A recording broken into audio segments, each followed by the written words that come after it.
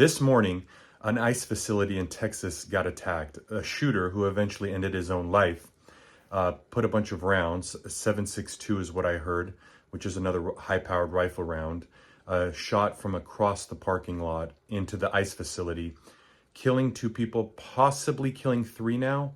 I'm not sure exactly what happened there.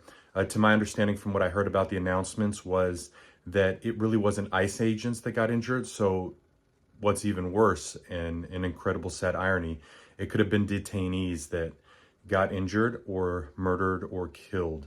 I don't think the full details are out yet. Either way, anybody that lost life, it's a terrible thing.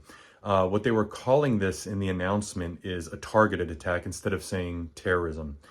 I understand the choice of words, but at the end of the day, I think what this is trying to do is cause terror. I mean, just a couple days ago here in California, we had Governor Newsom announce that they're passing a law that ICE agents or law enforcement agencies are not allowed to cover their faces. What's really interesting is these politicians are using incredible rhetoric that is dehumanizing the opposite side. And depending how emotionally fanatical you are on that side, you come at people as either libtards or as Nazis, whatever your perception is of the other side, you dehumanize them, and then you can cause these terrible acts.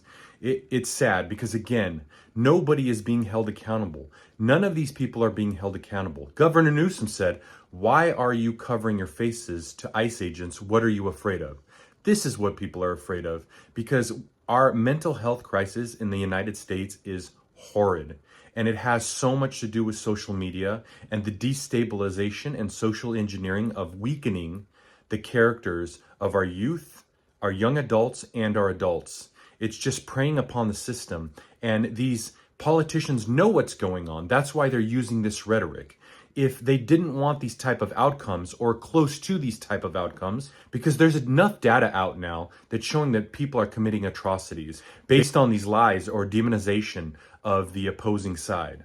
At the end of the day, all of this anti-fascist stuff or calling people Nazis or whatever else is going on, there's an irony in that, right? Because those people that are calling people Nazis, when you think historically what Nazis did or they're attributed to doing, they themselves are doing, which again goes back to the idea of psychological projection.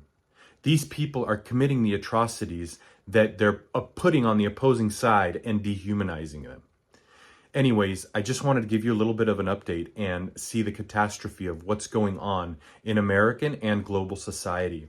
I think with the mental state of the world and the emotional degradation and instability of people in general, we're going to see much more of this and in a grander scale. I remember a long time ago listening to these speeches or lectures by communist refugees who said the end of America won't come from the outside, it'll come from the inside. And it seems with the rhetoric that's being used by politicians that are funded by countries that do not value us as a society, don't value our morals and our ethics, there's a complete strategy to destroy us from the inside. And the worst part about it is we're doing it to ourselves. We have nobody else to blame.